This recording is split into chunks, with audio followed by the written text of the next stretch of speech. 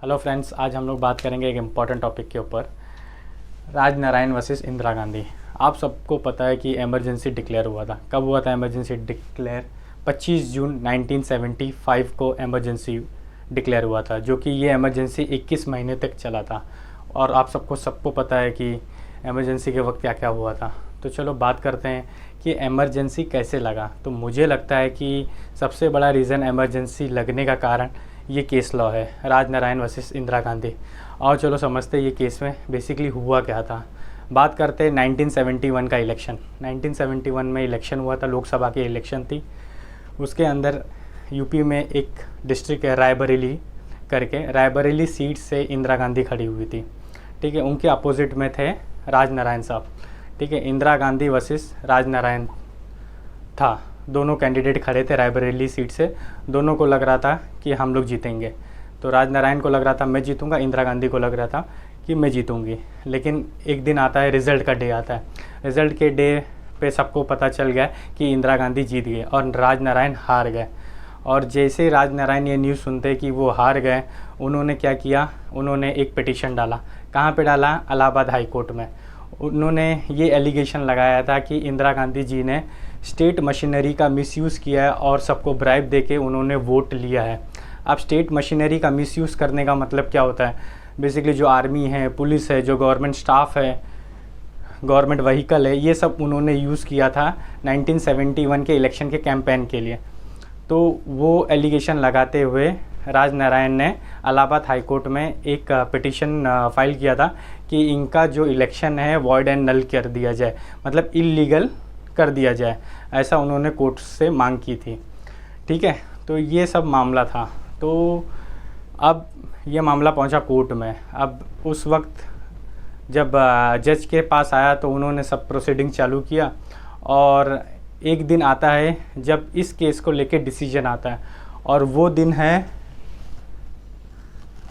12 जून 1975। ये डेट याद रखना, 12 जून 1975 को राजनारायण वर्सेस इंदिरा गांधी केस में डिसीजन आता है। ठीक है, अब ये डिसीजन कहाँ से आता है? इलाहाबाद हाई कोर्ट से आता है।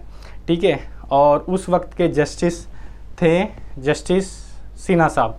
उन्होंने ये डिसीजन दिया था। उन्होंने ये डिसीजन देते हुए कहा था कि इंदिरा गांधी ने मिसयूज़ किया है स्टेट मशीनरी का, और उनको बोल दिया है कि उनका जो इलेक्शन था 1971 में जो उन्होंने रायबरेली सीट से जीता था वो इनवैलिड था।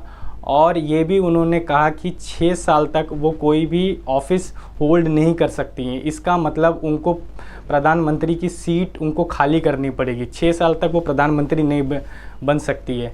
जैसे ये डिसीजन आता है वैसे ही पूरे कंट्री में प्रॉब्लम क्रिएट हो जाता है। आप डेट याद रखो। ये डिसीजन कब आया? 12 जून 1975 को ये डिसीजन आया। कौन दिया? जस्टिस सिन्हा ने। किसके अगेंस्ट दिया? इंदिरा गांधी जी के अगेंस्ट में दिया।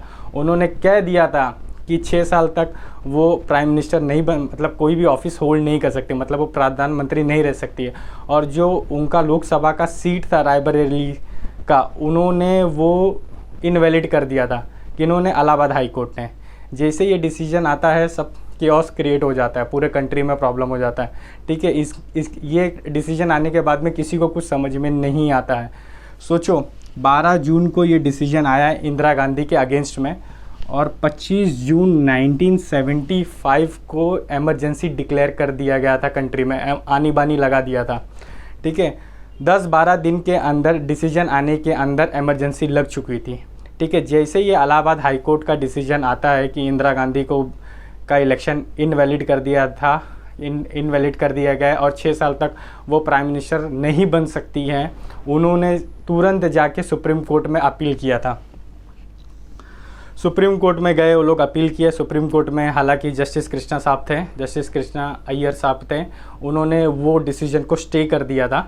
ठीक है, कि बोला था कि ये डिसीजन को अभी स्टे रखते हैं। ठीक है, तो उनको तो रिलीफ मिल गया था। लेकिन जो उनका पार्लियामेंट जो इलेक्शन जो जीते थे लोकसभा रायबरेली से, वो वहाँ पे उनको रिलीफ नहीं मिला था। लेकिन वो जजमेंट को स्टे मिल गया था सुप्रीम कोर्ट से।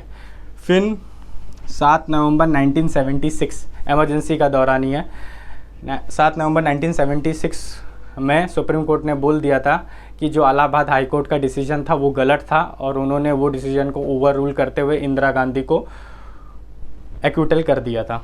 तो ये सारा सब केस था। इसी के वजह से मेरा मानना ये है, ये one of the main reason था इमरजेंसी लगने का था, क्योंकि उसमें इंदिरा गांधी जो उस वक्त की प्रधानमंत्री थी उनका इलेक्शन इनवैलिड कर दिया गया था और उनको 6 साल तक वो प्रधानमंत्री का पोस्ट नहीं होल्ड कर सकते। इसके वजह से उनको कुछ समझ में नहीं आया और कंट्री में प्रॉब्लम हो गया था और उसके बाद में ये आनी बानी लगाना पड़ा था, जिसके बाद से आप लोग को पता ही है कि इमरजेंसी के दौरान कॉन्स्टिट्यूशन में कितने सारे अमेंडमेंट्स हुए, इलीगल लीगल, वो बाद में हम लोग डिस्कस करेंगे। ठीक है, तो ये केस था राजनारायण वर्सेस इंदिरा गांधी।